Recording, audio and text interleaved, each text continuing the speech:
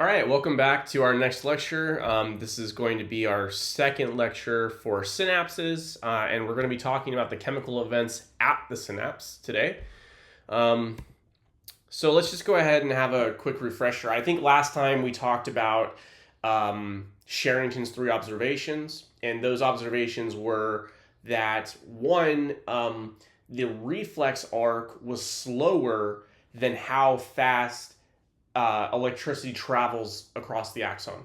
So this led Sherrington to believe that it wasn't actually electrical communication, because why would it not be as fast as electricity can travel to produce that reflex arc, right? So that was the first observation. The second observation was that you could get the reflex arc either with many small substimuli, which is the temporal summation, or you could get basically the reflex arc by doing different locations to ultimately get to enough of a stimulus to produce the reflex arc, which is spatial summation. And then the last observation was that what was the last observation? Oh yeah, so basically that in order for one limb to contract, the other muscle had to be inhibited, right? Which was kind of inferring that there was some kind of inhibitory synapse event, which was previously not really thought of to be a thing. So, you know, the whole point of these lectures is to really show that neurons are communicating chemically. So that's the main thing that's happening here.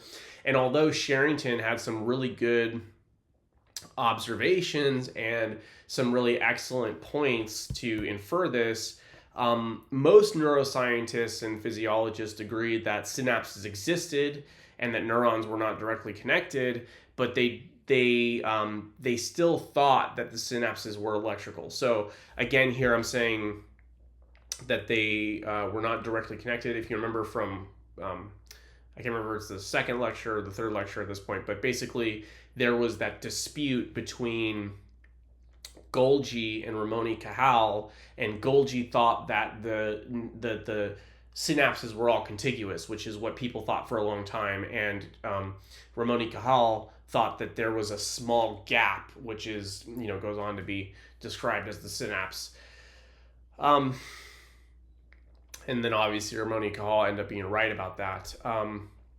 But in the early 1900s, there was this guy named T.R. Eliot, and he reported that pouring adrenaline or epinephrine directly onto the surface of the heart or stomach or pupils caused a similar effect that nerves cause to these organs. So he actually took the chemical itself and then sprinkled it on the organ systems, and the organ systems actually had a response, which suggests that it's not electricity that's causing the response, because if you can just pour powder, a chemical onto it and it causes an effect, then that's going to suggest that there's some kind of chemical event that's occurring here, right? And this was interesting, but as I write here, most scientists at this time disregarded this as potentially similar, but not actually what's happening in the nervous system. So they thought, well, yeah, you could probably stimulate it in this way, but that's probably not what's actually happening at the level of the nervous system. But here we have Otto Loewe, and Otto Loewe is like a very famous figure in the history of neuroscience, and there's like a story about how he discovered the experiment that I'm about to describe through a dream, and that he woke up in the middle of the night and ran to the lab and then did this. And there's something about how he had this dream and then he forgot about what the experiment was, and so then he had the dream again, and that's why he went into the middle, in the middle of the night, to his lab to go do it so he wouldn't forget. But regardless, Otto Loewe is a German pharmacologist in the late 1800s to the mid 1900s, and basically what he did was that he stimulated the vagus nerve, which is a cranial nerve that is also innervates a whole bunch of organ systems, including the heart. And this released, his idea was that, it would release chemical, and he could take the chemical in a solution that the heart was surrounded in and then transport that into another bath solution for a heart and cause the second heart to contract. So let me see if I wrote that more succinctly than I just said it. But Loewe stimulated a nerve in a frog heart that decreases heart rate called the vagus nerve. Yeah, he then took the fluid surrounding the frog heart and put it on a different frog heart. This decreased the heart rate of the second heart. He also repeated this with an excitatory nerve, right? So basically what he's doing here is that he has two containers of fluid that both have a heart in it and are connected with their requisite nerves, right? So he stimulates the vagus nerve, which then decreases the heart rate. And he takes the fluid from this container and puts it into the subsequent container and causes the heart to either slow down or increase in impulse, right? So he causes an impulse to happen here. He takes the fluid, puts it into the second compartment, and that causes this heart to beat or to have a decrease in activity without actually stimulating anything electrically. So the logic of this is that stimulating the nerve of heart 1 changed its beating. Okay, that makes sense, right? That could be electrical. This must be due to innervation of the nerve onto the heart. Okay, so we know that. So we know that if you stimulate the nerve, we're going to get the heart to pump. That makes sense. If this is through a chemical event rather than electricity, then you should be able to take the chemical that is released from heart 1 and apply it to heart 2 and change that heart rate without stimulating the nerve, which was the logic for this and actually, what he showed to be the case.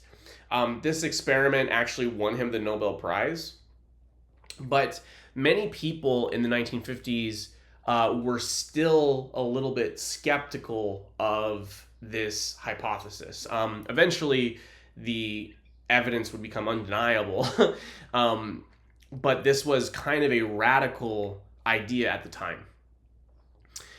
So this is how, we have the observations of Sherrington, which suggested or hinted at a potentially chemical event. But we really get this evidence here from Otto Loewe that this is very likely the case, that synapses are releasing chemicals to cause their effects. So I know that these kind of slides are boring, but you really need to know this vernacular for the rest of the lecture. We're going to have a full psychopharmacology lecture where we delve deeper into these concepts.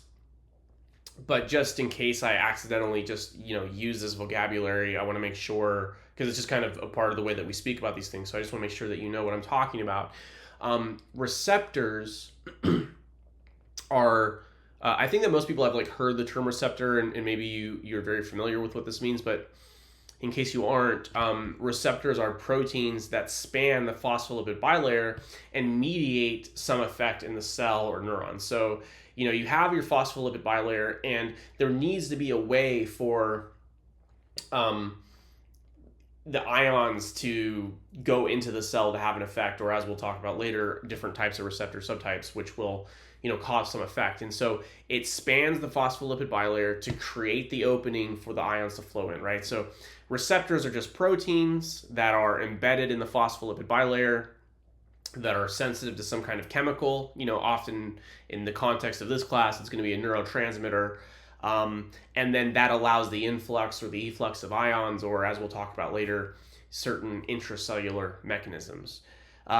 Ligand is just another term for a chemical that binds to a receptor. So ligand is often referred to as drugs or whatever, but it doesn't need to be a drug. A drug is normally kind of referring to some kind of exogenous chemical, but ligands are drugs or any chemical that binds to a receptor and then has an effect.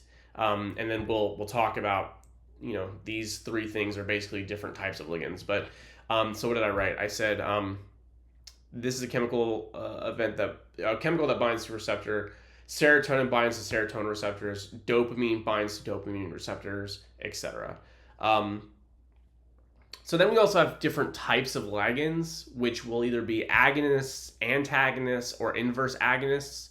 An agonist is a ligand that causes the receptor to do what it normally does, right? So heroin is an agonist at the mu-opioid receptor. So receptors have some kind of an effect, and an agonist comes and binds to that receptor and then causes that receptor to actually do what it's supposed to do. An antagonist is a ligand that binds to a receptor and does nothing but stops other ligands from binding and causing that receptor to have an effect. So, an example of this would be Narcan, which is a opioid antagonist. So what happens is that you have your receptor, right? The chemical comes and binds to it, the ligand. And if it's an agonist, it causes the receptor to activate, either allow the influx of ions or the efflux of ions or whatever it's going to do. An antagonist, it fits the receptor, right? So it has the right chemical structure to fit to the receptor, but it doesn't do anything, okay? So in the case of like Narcan, opioids are bound to the mu-opioid receptor, right? And that causes respiratory depression. So people die from opioid overdose because they're not breathing because of the respiratory depression. So when you give them something like Narcan, it has such a strong binding potential to the receptor that it actually kicks the opioid off and binds to the receptor. And then when other opioids, the other heroin molecules try to come and bind that receptor, it can't, because the antagonist is already there and it has a very strong relationship with that receptor, we'll say. And then there's inverse agonists, which are not to be confused with an antagonist. So an inverse agonist is actually going to cause the receptor to do the opposite of what it would normally do. So if you have a receptor that's normally excitatory, then it's going to be inhibitory. So inverse agonists, I don't think I'm going to ask anything about that, but I will for sure ask about agonists, antagonists, ligands, and receptors. And I'm really just giving you this context because you need to understand these words for the rest of the lecture. But as far as like test taking questions, these will definitely come up in the psychopharmacology test. I don't know if I'll have a test question for this section, with these words, but you need to know these words in order to kind of understand the rest of what we'll be talking about. So we have some more vernacular and vocabulary here that have not yet been explained that are in this figure, but I will explain it to you. So this is a synapse event, okay? So we have here a presynaptic cell. This is a terminal button, and here we can see the axon and the myelin that's covering the axon, and it is communicating with a postsynaptic cell. So again, I think I probably already talked about this a little bit previously, but if you progress in neuroscience or biological psychology, you will see this stupid figure over and over and over again.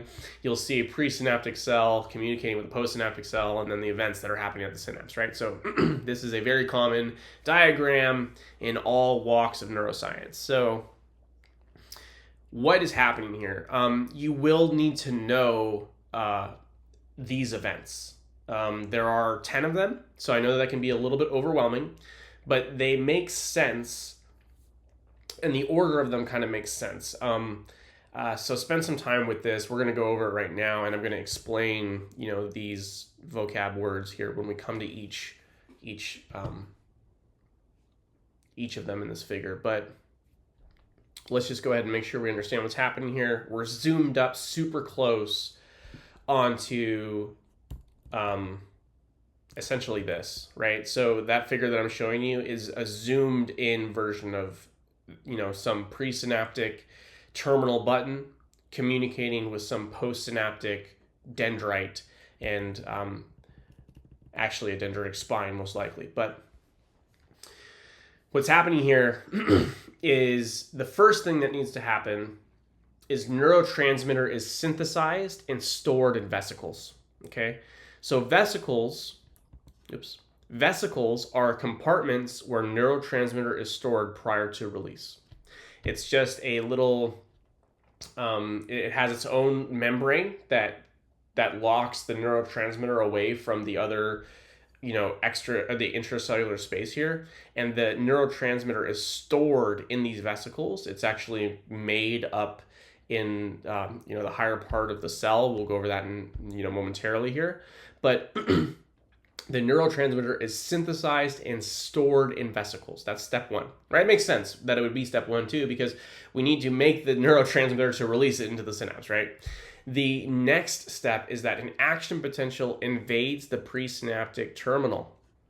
So what they're saying here is that we have, upstream, up there somewhere, we have the soma of the neuron, and it received information from some presynaptic cell, and it had an action potential. That action potential propagates down the axon, and it invades the terminal button. What happens then is that we get depolarization of the presynaptic terminal, which causes the opening of voltage-gated calcium channels. This is very important. So on this part of the membrane, down here in the terminal button, we have little calcium channels here that you can see. They're kind of hard to see, but they are there. Yeah, I think you can see that right there. So these are voltage-gated calcium channels. And if you remember from our action potential lecture, voltage-gated ionophores, which is what this is a protein that has a conformational change when a particular voltage is met, okay? So the action potential is coming down, it's propagating this change in voltage across the entirety of the membrane of the cell, it gets to the button, there's these voltage-gated calcium channels that have a conformational change because the voltage has been reached, just like the sodium channels, the voltage-gated sodium channels that are necessary for action potentials to occur. This allows the influx of calcium ions through these channels, which you definitely need to know, because the calcium is what's causing the vesicles to fuse with the presynaptic membrane, okay? And that is exocytosis. Okay, so exocytosis is the process of vesicles fusing with the membrane of the terminal button, which then releases the neurotransmitter into the synaptic cleft, which is the actual space in between the two neurons that are communicating. So if you remember, synapse is kind of like a weird term because it's referring to the communication that's happening between the cells at this particular event. So the synapse is actually the space where the neurochemical is flowing from, presynaptic to postsynaptic neuron. And the cleft is just another term for that space. So yeah, we have the calcium, which is binding to these vesicles and facilitating the exocytosis to occur. And the neurotransmitter is released into the synaptic cleft, as I said, through exocytosis. We then have neurotransmitter in the synapse or in the synaptic cleft, and the neurotransmitter binds to receptor in the postsynaptic membrane. So we have receptors on the postsynaptic cell here. The neurotransmitter is released. The neurotransmitter then binds to that receptor, which will then cause that receptor to open or close, depending on what kind of receptor it is, which will then allow the influx of ions, right? And then the postsynaptic current causes excitatory or inhibitory postsynaptic potential that changes in the excitability of the postsynaptic cell. So I know that it's hard with all the postsynaptic this, postsynaptic that, but this is, we talked about EPSPs and IPSPs in the previous lecture. That's what this is right here, is that these neurotransmitter bind to the receptors on the postsynaptic cell. That causes a conformational change in those ionophores, right? So they're like this, the neurotransmitter binds, they have a conformational change, so they open, and then there's an influx of ions into that cell. And then depending on what kind of ions those are, whether it's chloride, which is going to cause an inhibitory response, or if it's sodium, it's going to cause an excitatory response. Something happens in that postsynaptic cell. So that's what this is the generation, or this is the propagation of the action potential into the next cell. So then you can see here that they're trying to show that the electricity that's generated from this is then going to propagate down that cell. So when people are talking about the nervous system as an electrical chemical communication system, that's what this means. Here's the electricity part, and then we have the chemical part, and then we have the electricity part again, right? So Um, then the vesicle membrane is retrieved from the plasma membrane. So the vesicle is then taken back up, and it is, the whole cycle repeats itself. So yeah, there's a lot of steps here. Likely I'll have like a fill in the blank or like a matching section or something like that for this question on the exam. I know that it is complicated and there's kind of a lot going on here, but I think it also kind of makes intuitive sense, right? Like, we have this system is an electrical chemical system. So we have the electrical part here where it's coming down, it's opening up these channels, and then we have the chemical part where the chemical is being released into the synapse and binding to postsynaptic receptors and causing the propagation of further, further down another electrical charge. So I'm going to go through it again just briefly, hopefully differently, to try to help explain this a little bit, because I know that this can be kind of a sticking point. So the first thing that needs to happen is that neurotransmitters are synthesized and stored in vesicles. The action potential comes down and opens up these voltage-gated calcium channels. The calcium channels, having that conformational change, allows the influx of calcium, which then facilitates exocytosis, which is the binding of these vesicles to the presynaptic membrane. Once the vesicles are bound to the presynaptic membrane, that allows neurotransmitter to be released into the synaptic cleft. The neurotransmitter will then, find postsynaptic receptors to bind to, which will then have those postsynaptic receptors have some kind of conformational change to allow the influx of positive or negatively charged ions, which will then change the membrane potential in the postsynaptic cell and either cause an action potential or inhibit an action potential. The vesicles are then retrieved and they are brought back up to store more neurotransmitter. So that is the entirety of the synapse from start to finish. It's very important to understand this kind of thing. This is kind of like this is like an action potential. Like, you just need to know, like, part of biological psychology foundationally is the action potential, and this is the other part of that, which is the chemical communication between cells. So it's very important. You should know these steps to this process. Potential exam questions from this figure. Where are neurotransmitters stored once they are synthesized? In vesicles. That's where they're stored. What voltage-gated ion channel opens once the action potential travels to the terminal button? Calcium. Absolutely. Where does the neurotransmitter bind once it's released into the synaptic cleft? The postsynaptic receptor or the presynaptic receptor? So in this figure, it just talks about postsynaptic receptors, but unfortunately for us, as far as having to memorize this, there are presynaptic receptors as well. So neurotransmitters will bind to both post and presynaptic receptors, and depending on what those receptors are, they have different effects. So what did I write here? This is not an exhaustive list, but these are the types of questions you should expect. Therefore, to guarantee you get the answers correct, you should be able to list these steps in order. Yeah, I may have these kinds of questions here, or I may just have like where you say, you drag and drop the correct step with the correct number type of situation, like a match or whatever. But definitely, I think that you should know this process, and take that with you to your subsequent courses. Okay, so now we're going to talk about receptors.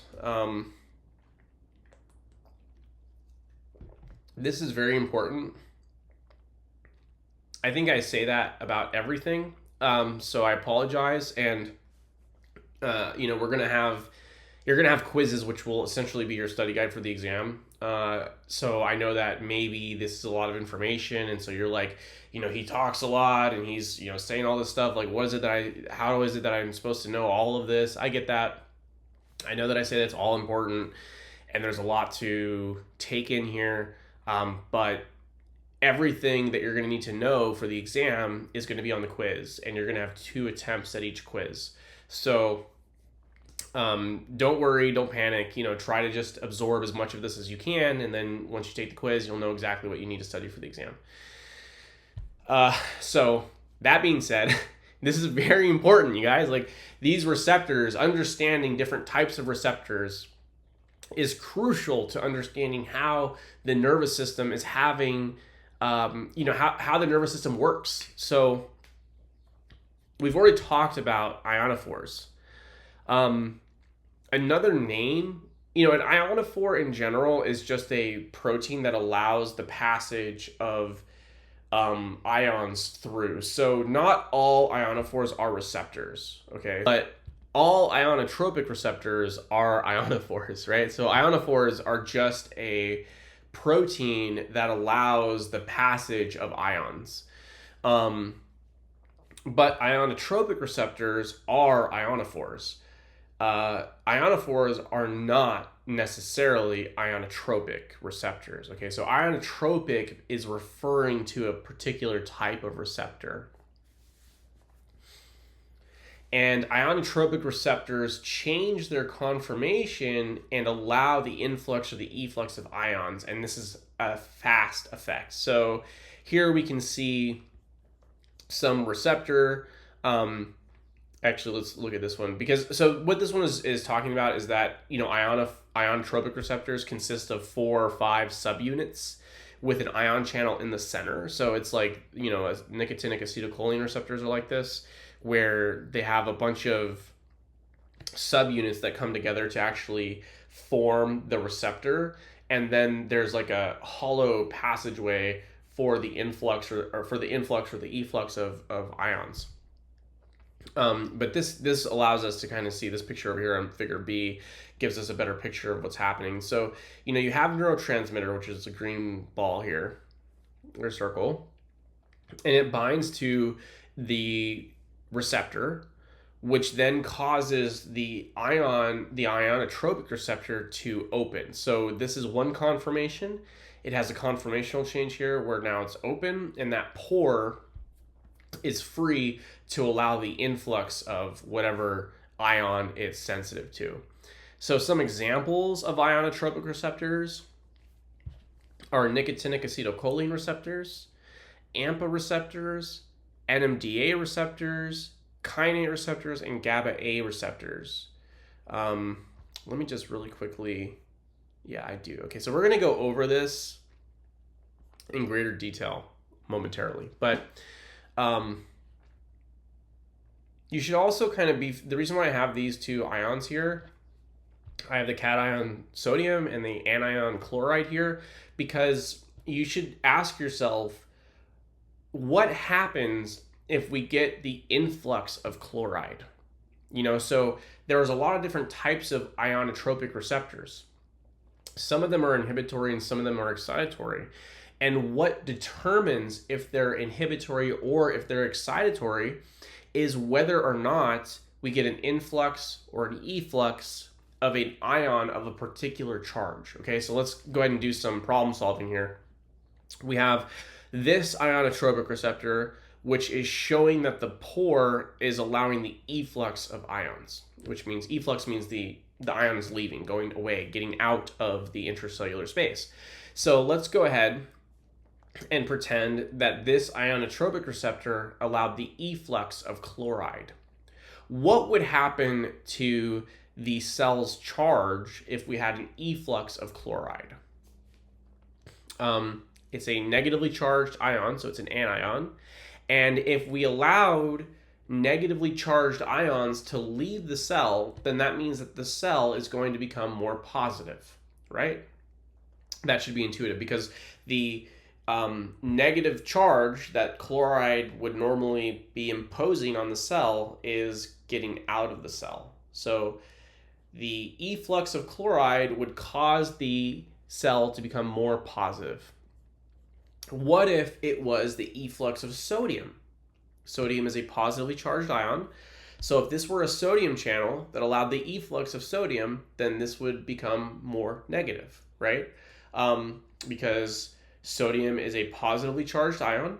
So if we lose that positive charge, then the inside of the cell becomes more negative. So that is the counterintuitive nature of this, because you might think, okay, this is a chloride channel, so that just means that the cell is going to become more negative. Well, that's not the case, because if it is an efflux of chloride, then that means that the cell will become more positive. And, the inverse is true of the sodium ion, or the sodium channel that only allows the efflux of sodium. How about here, where we have the influx of ions, right? So this is a channel, this is some ionotropic receptor that, when bound to, allows the influx of sodium or chloride, let's say. And what would happen if we had the influx of chloride? Well, that would be more negative charge, right? If we had the influx of sodium, that would be more positive charge. So try to make sure that that logic makes sense. And for some of you that have had a bio or chem or physics course before, maybe you'll be like, oh, like, obviously, like, why are you taking so long to talk about this? And it's just because if you haven't taken that kind of a foundational STEM class before, which was true when I first got into neuroscience as an undergrad, then this kind of stuff kind of is really easy to kind of just stop paying attention to. So that's why I'm spending so much time in belaboring the point. So those are ionotropic receptors. All ionotropic receptors are ionophores, but not all ionophores are ionotropic receptors, because some ionophores are not receptors, right? So some ionophores are just passageways. So you will, we're going to get into more detail about the receptor subtypes that you need to know, but I just put this here as examples, but you don't need to memorize these necessarily. But you will need to memorize AMPA and NMDA, but we're going to go over that in more detail momentarily. So the other main type of receptor that you need to know about are metabotropic receptors, or they're also called G protein coupled receptors. And they're called that because they are coupled to a G protein. So you can see that the similarity between these two receptors is that they span the phospholipid bilayer. And I think even in my definition of receptor, that was part of it, is that it's a protein that spans the phospholipid bilayer. And the metabotropic receptor here spans the phospholipid bilayer, and it's composed of 7 transmembrane proteins. So it should be 1, 2, 3, 4, 5, 6, 7. So there are 7 transmembrane proteins that compose the metabotropic receptor. It is also bound to a G protein, which is inside the intracellular space, which is this little red circle here. It doesn't say G protein here, but that's what this is referring to. So G protein coupled receptors rely on downstream intracellular signaling cascades. And this is slower than ionotropic receptors. So that will for sure be an exam question. Ionotropic receptors are fast signaling mechanisms, and metabotropic receptors are slow signaling mechanisms. They're not the slowest, but they are slow. So what's happening here? We have a neurotransmitter that binds to this 7 transmembrane protein, and it then causes a conformational change on the inside of the intracellular space, which decouples this G protein. The G protein then goes off, and in this scenario is opening up some kind of ion channel. But the G protein, or the intracellular second messenger, can go off and have a variety of effects. It can open up ion channels. It can go to the endoplasmic reticulum and allow the efflux of calcium. It can go into the nucleus. It can do all sorts of things.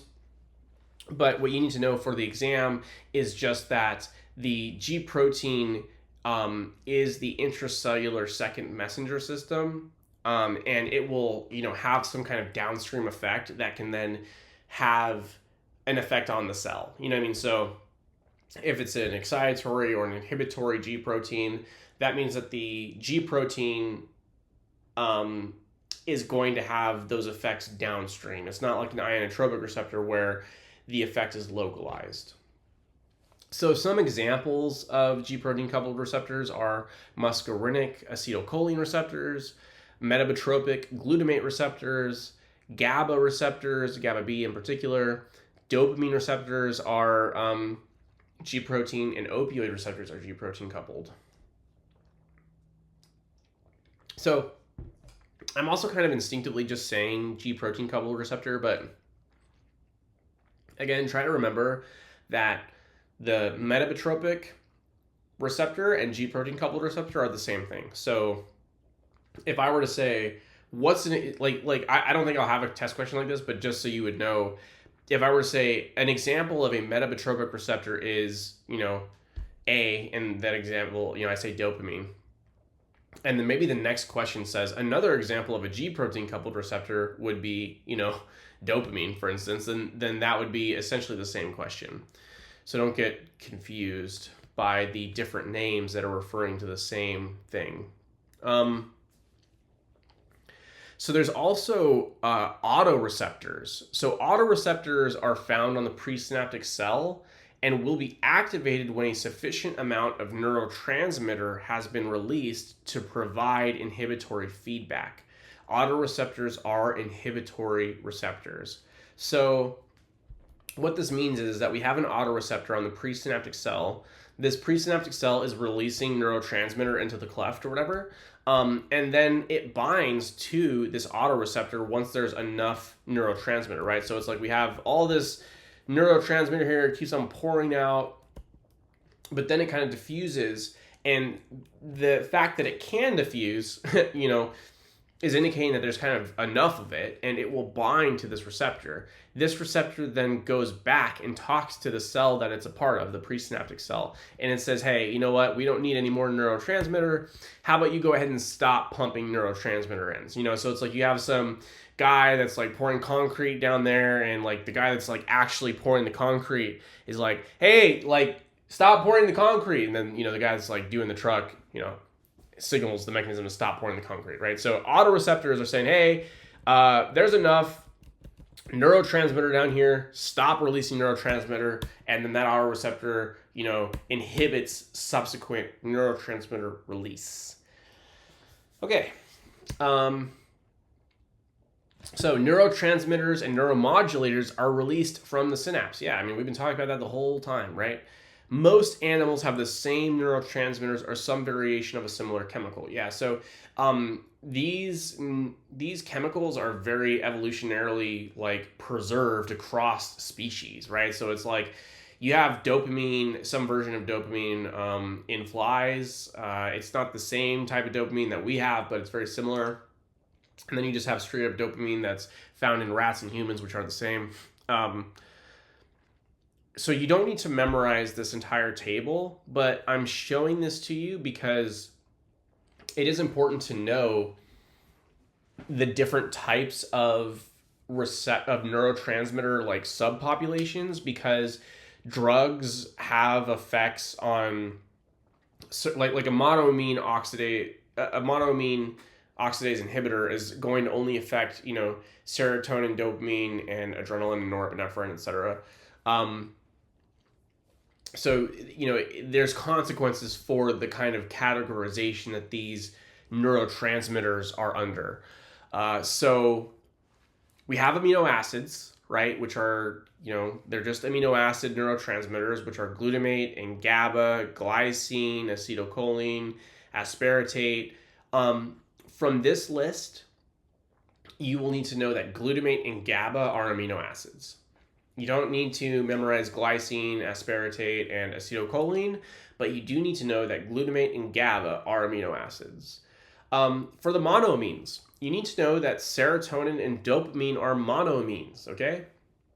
And it kind of makes sense, right? Serotonin and dopamine, they both have kind of like a similar suffix here. So does norepinephrine and epinephrine.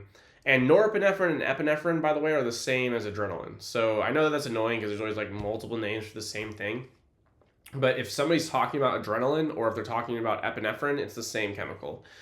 Same thing with norepinephrine and noradrenaline. It's the same chemical. It's just that adrenaline is what's used typically in Europe, and epinephrine is normally used in the United States. So you need to know that monoamines, that the monoamine neurotransmitters are serotonin and dopamine. You don't need to know about norepinephrine, epinephrine, but they are. The neuropeptide that you'll need to remember is endorphin. Endorphins are endogenous opioids. So they are called endorphins because morphine was found first, and then they discovered that there's endogenous chemicals that bind to the same receptor that morphine binds to, which is why it's called endorphins. It's endogenous morphine.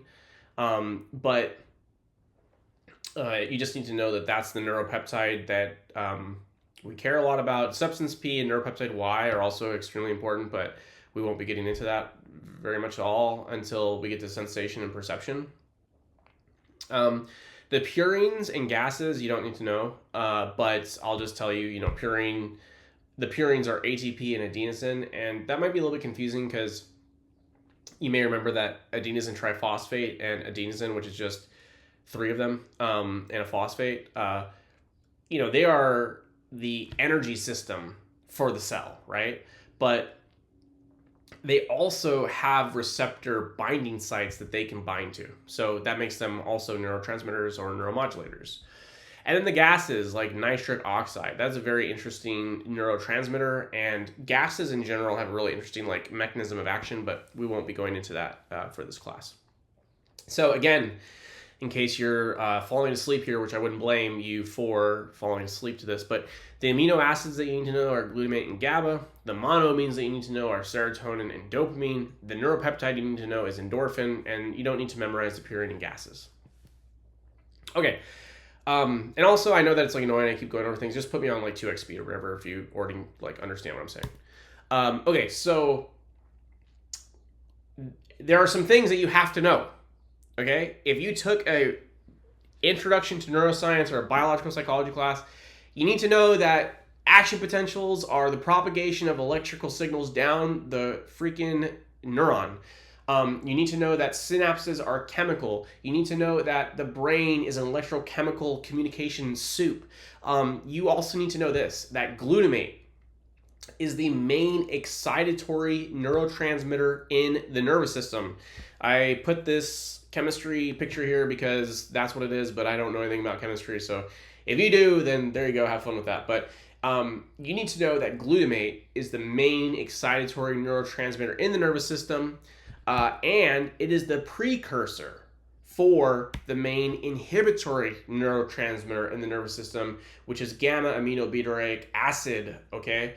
Also known as GABA, or maybe I already said that. But glutamate is synthesized into GABA through glutamate decarboxylase. You don't need to know that, but you do need to know these 2 bullet points, okay?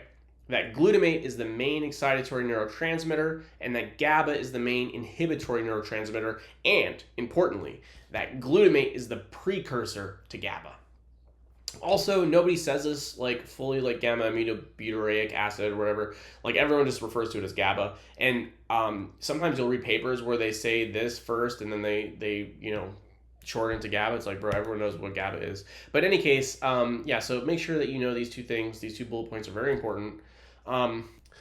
Okay, so like I said, you're not going to need to know all the various receptor subtypes and everything, but we do need to go over the 2 main types of glutamate receptors because they just kind of come up all the time in neuroscience. They're very important for basic neurological function and form the basis of cellular memory mechanisms. So glutamate receptors have AMPA and NMDA receptors. So these are both ionotropic receptors. Both AMPA and NMDA are ionotropic. AMPA there's a lot more of them, and they are essentially the workhorse of the excitatory aspects of glutamate. So like I said, glutamate is the main excitatory neurotransmitter in the body, and it has both ionotropic and metabotropic. We'll go over metabotropic in a second. But the 3 types of ionotropic receptors that glutamate has are AMPA, NMDA, and kainate. And then each of those has subtypes. You don't need to know the subtypes of those, and in fact, you don't even need to know about kainate. But you do need to know that AMPA is the simple ionotropic receptor, and it's simple because it just is the binding of glutamate to the receptor site. It has a conformational change. It's like this. Glutamate binds, it opens, sodium goes in, and that's how it drives its excitatory effect. NMDA receptors, on the other hand, are a bit more complicated, and that's because they are what's called the coincidence detectors. And they are called the coincidence detectors because two things needs to happen in order for there to be the influx of calcium, which is ultimately the ion that NMDA receptors are sensitive to. So one, glutamate needs to bind to the NMDA receptor. That's number one. Number two, there needs to be a depolarization event which will allow the magnesium ion that blocks the pathway to get kicked out. So this is a picture that was actually looking at the mechanism of ketamine. You can ignore that. What is true here, though, is that there's a magnesium ion just hanging out in these NMDA receptors, okay? The magnesium ion is just sitting there in the little ionophore of the NMDA receptor, and it can't get kicked out until, one, glutamate binds to have a conformational change, and then two, there's a depolarization event that allows the efflux of the magnesium ion. Once both of those things have happened, the glutamate binds and there's a depolarization event that kicks the magnesium out, then calcium can flow through the ionophore, right, and have its excitatory effect. So that's what you'll need to know for the exam for sure, is that there's an AMPA receptor, which is simple. It is just the binding of glutamate. It allows the influx of sodium. And then there's the NMDA receptor, which is complicated because it's a coincidence detector. It causes its effects. It only has its effects when glutamate binds, and there's a depolarization event to kick the magnesium ion out of the passageway that then allows the influx of calcium to have its excitatory effects. Additionally, this part I'm not going to ask you about, but calcium has a lot of intracellular effects that are really important that help LTP and LTD, which is long-term potentiation and long-term depression, which we'll go over in our learning section later on in the semester. But just know that NMDA receptors are super important. They're complicated. These are both ionotropic receptors. And for me, I actually remember when I was learning about this, I was thinking, like, how does anyone keep straight in their head that these are two ionotropic receptors and that, the NMDA receptor is the complicated one and the AMPA receptor is the simple one? And the way that I remembered it was because I was like, not my dumbass can remember this. You know what I mean? So that's, it's not my dumb A can remember that the NMDA receptor is the complicated one. So that's what, how I always remembered it. It's a little bit self-deprecating, but nonetheless, I've never forgotten it because of that. And literally to this day, whenever I see NMDA, I remember that moment in my biopsych course where I was made this connection. There's also metabotropic glutamate receptors. And these ones we're not really going to talk much about, but I just have these here to demonstrate that although they are also glutamatergic, they're sensitive to glutamate, they are metabotropic, and there's a bunch of them. There's group 1, 2, and 3, and they are grouped into 1, 2, and 3 because they have particular effects. And then they have subtypes, mGluR 1 and 5, mGluR 2 or 3, and then mGluR 4, 6, 7, and 8. So each of these receptors has a specific subtype. They are grouped into different groups because of their subtype effects. And nonetheless, even though we have metabotropic receptors and ionotropic receptors, they're all sensitive to glutamate. So that's the main point here. But for the exam, you do need to remember the difference between AMPA and NMDA receptors. Okay, so let's go over the life cycle of a neurotransmitter. Like the actual synapse, you will need to remember this and have this kind of, be able to talk about this in order. So we have synthesis, storage, release, binding, and termination. These are the main effects. So synthesis, I think it also kind of makes sense that they are in this order. How are we going to have storage without synthesis? How are we going to have release without storage? How are we going to have binding without the previous ones, etc.? Neurons are synthesized primarily from, not neurons, but neurotransmitters are synthesized in neurons primarily from amino acids that we get from our diet. The components of neurotransmitters are synthesized in the cell body, transported to the axon, and used to produce neurotransmitters in the axon terminals. So essentially up here we have the neurotransmitter components being produced, and then we have them trafficked down to the terminal button where they're stored in vesicles, like we've already talked about, for subsequent neurotransmitter release. There's also generally locations in the brain that synthesize the majority of particular neurotransmitters. But then they have projection targets throughout the nervous system. And then I give the example here of 5-HT, which is serotonin, that is produced primarily in the dorsal raphe nucleus. But serotonin has widespread activity throughout the whole brain. So the reason why this is really important is because indeed, you have certain areas of the brain, certain nuclei, which are producing the neurotransmitter for the whole brain and the whole system, right? So you have this like one nucleus called the dorsal raphe, which produces all the serotonin that you use. So the reason why that's important is because if you have brain damage to your dorsal raphe, then you don't have serotonin anymore. So like this example here with dopamine, it's predominantly produced by the substantia nigra and the ventral tegmental area. And these are two midbrain nuclei that produce all the dopamine that you have and that you use. So when you have a disease state like Parkinson's, which results in a loss of dopaminergic cell bodies of the substantia nigra, the reason why there's no cure for that, or you can only treat the symptoms until eventually it gets so bad that the person dies, is because the one area that produces the dopamine that's necessary for bodily control is in the substantia nigra.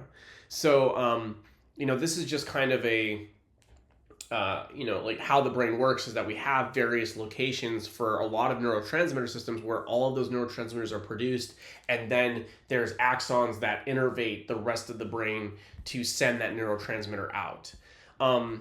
So this is synthesis. We have storage, which is pretty self-explanatory. After the synthesis and after the neurotransmitter is trafficked down the length of the axon to the axon terminal, it's then stored in vesicles for subsequent release. Exocytosis, is essentially the release part of this, so step 3. And we already talked about exocytosis. Exocytosis is the process where the vesicles are fusing to the presynaptic membrane, and this fusing allows the release of the neurotransmitter into the synaptic cleft. Again, synaptic cleft just being another term for the space where the neurotransmitter is released in between the pre and the post-synaptic cell. So then the neurotransmitter binds to the postsynaptic cell, but as we've already talked about, there's also presynaptic receptors, right? So the neurotransmitter, binds to both pre and postsynaptic cells, postsynaptic receptors, and then we have termination of the neurotransmitter. So this is extremely important. You need to know this entire process, that there's synthesis, storage, release, binding, and then termination. But in particular, the termination of action is one of the most important aspects of this, because this is how a lot of drugs have their effects. So as we already talked about, there's autoreceptors on the presynaptic cells, right? And when there's enough neurotransmitter, those autoreceptors tell the presynaptic cell, like, hey, we have enough neurotransmitter, stop producing them. But what also happens is that we get the expression of certain enzymes like acetylcholine esterase or monoamine oxidase. And these enzymes degrade the neurotransmitters that are produced with them, right? So obviously acetylcholine esterase degrades acetylcholine, and monoamine oxidase degrades the monoamines, which we've already talked about: dopamine, serotonin, norepinephrine, and epinephrine. So that's one route. And certain antidepressants traditional antidepressants work by getting rid of monoamine oxidase, right? So it's called an MAO inhibitor, monoamine oxidase inhibitor. And that's, ultimately the goal of those traditional antidepressants is to allow for serotonin and dopamine and other monoamines to have longer effects in the synapse. We also have reuptake. Okay, so this is a very interesting mechanism to get rid of neurotransmitter, which is that we have transporters on the presynaptic cell that is like a vacuum cleaner. It just sucks up the excess neurotransmitter, and it recycles that neurotransmitter. And this is also how certain antidepressants work. So we have selective serotonin reuptake inhibitors. And what this drug does is that it blocks those vacuum cleaners from being able to suck up the serotonin. It's also how cocaine, methamphetamine, and amphetamine work, which is that, cocaine is a dopamine reuptake inhibitor. So it binds to dopamine transporters and it stops those dopamine transporters from being able to reuptake, to take those dopamine molecules back up into the presynaptic cell. So, that's reuptake. It's the proteins that are produced on the presynaptic cell that are kind of like vacuum cleaners and suck up excess neurotransmitter. And then we have diffusion, which is that once there's enough neurotransmitter in the cleft, some of that neurotransmitter will just kind of float away and, either be degraded or potentially act on surrounding synapses. And also that is sometimes the, the reason why there are certain neuropsychiatric disease states is because you get excess glutamatergic spillover or something like that. These are the three routes that neurotransmitters are degraded or inhibited, which is degradation through enzymes. They are taken back up into the presynaptic cell through transporters, or they are diffused away into nothingness, basically. Okay. So this is the last thing, which is that there are some electrical synapses. We already talked about how for the vast majority of neuroscience history, people thought that all of the communication in the nervous system was electrical until Sherrington came along, made his 3 observations, and then Otto Loewe had the experiment with the frog heart to show that it is chemical. But there are some electrical synapses, and they're called gap junction. Okay, so we're not going to talk about this very in depth, other than you need to know for sure that there are some electrical synapses. And the way that they work is that the pre and the postsynaptic cell are essentially touching at these gap junction receptors. And when the action potential is propagated down the neuron, the ions that are being propagated, so the sodium, is essentially just going to flow through these gap junctions. So these are receptors that are, ionophores, that are touching the postsynaptic cell. And when the action potential propagates, the ions can just float right through these gap junction channels to continue to propagate the action potential. This is a much faster way of communication and can be important for some systems like breathing,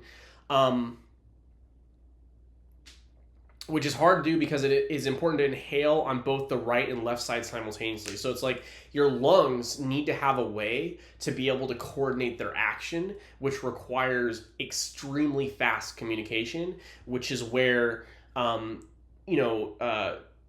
synapses like gap junction electrical synapses are important. So we're not going to have too many questions about that on the exam, other than probably you'll need to know that there are such a thing as electrical synapses, and they are called gap junctions, or gap junction channels. Okay, so I know that was a pretty dense lecture. I hope that it was intuitive in certain areas. And again, if you're having trouble with any of this, just rest assured that the quizzes are you're going to have 2 attempts at each quiz. And once you take the quiz, then you will be able to know exactly what's going to be on the exam, what it is that you're going to need to know out of all of this dense material. But I hope that you try to understand it on a fundamental level, just because it's really important to how the brain works. So I will see you in the next lecture.